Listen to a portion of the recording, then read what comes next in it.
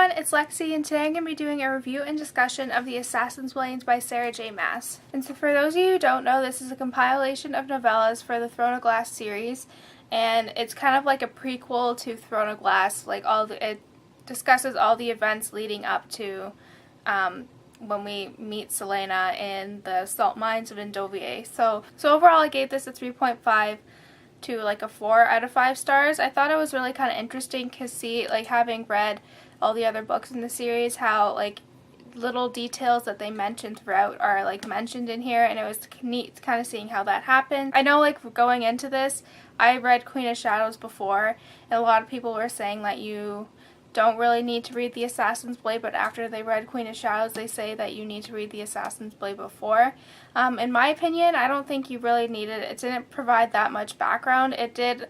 The only part that did was like kind of the last novella. And so, yeah, like if you don't have this book and you want to start reading Queen of Shadows, if you already have that, then, you know, like, go, by all means, go read it. I think you're fine.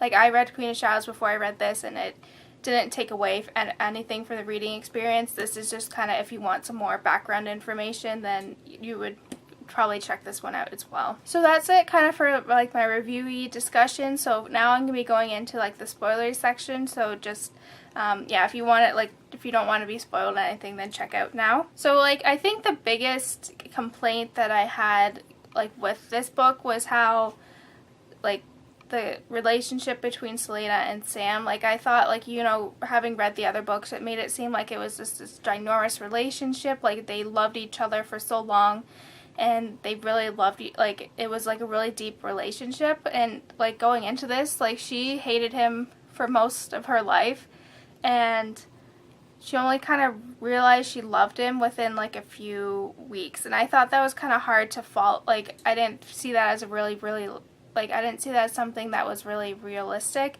because, I don't know, they made it seem like their relationship was so much more, and I feel like if this was told from Sam's perspective, like, if he didn't end up dying, and if it was, like, about Sam instead of Selena, if Selena died, then I could understand, but, like, much of the time that they had together, like, their feelings weren't mutual. Like, like, Selena, like I said, Sam was in love with Selena for a very long time, but Selena didn't, like, hated his guts for so long, and then kind of realized she loved him, like, only for a few months before he died.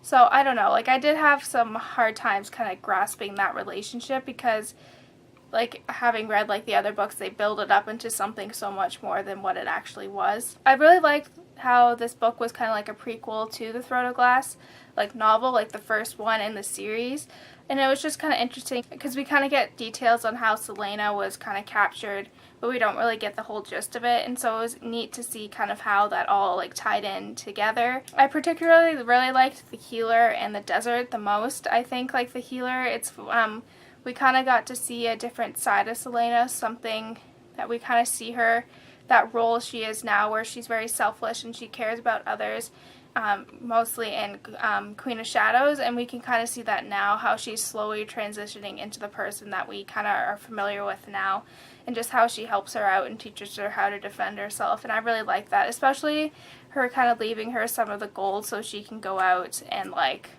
help others and become, like, a healer and go to that school. So I'm really curious to see if, like, the Yrene character comes back and ends up helping as well, like, if she kind of will come back around and just kind of have an important role in, like, the later books in the series.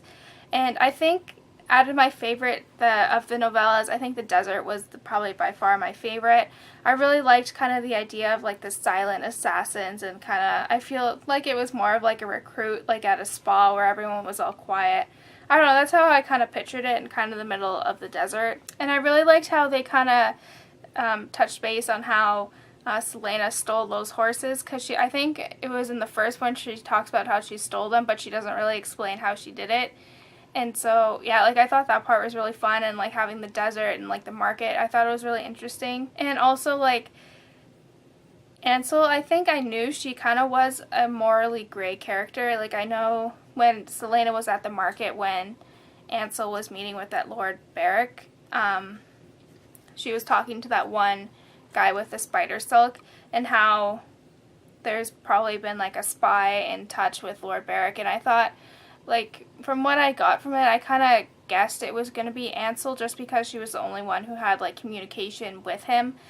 And I feel like it was very interesting because she has like all this anger. So I thought it was like very interesting because Selena and Ansel have very parallel storylines, but it's ultimately the decisions they make that make them different. So Ansel used her anger to betray those people who trusted her, and then later on in the series with Selena chooses her anger to actually be productive and kind of make a change with that. So I thought that was kind of interesting how they did have very parallel storylines. I don't know, I like how in this one we kind of get more background on Robin. Like in Queen of Shadows we kind of get little gist of who his character is and how manipulative and possessive he is, but now we kind of get to see more about it, and I just thought that was really interesting, especially because you can kind of see how Robin played the part in like killing Sam, getting Sam killed, and Selena's capture, and just how like it's more of like a Criminal Minds episode. That's kind of how I see him, like one of the Criminal Mind like characters, just how like manipulative and like possessive he is of Selena, and it's just really interesting. I don't know though, I feel like when Sam and Selena were trying to leave and they realized they didn't have that much money to go out and like live somewhere else, and Sam decided to take that like client to try to kill that drug lord, and I feel like they should have just taken their chances and left. I feel like there were too many things against them, and they were kind of blind to like the danger of in the situation and all the issues that could arise from it. So yeah, so that's it guys. I hope you enjoyed this review and discussion. Let me know in the comments below what you felt about this book and like what were some of your opinions on it. And yeah, don't forget to give this video a thumbs up, and I'll see you next time. Bye guys!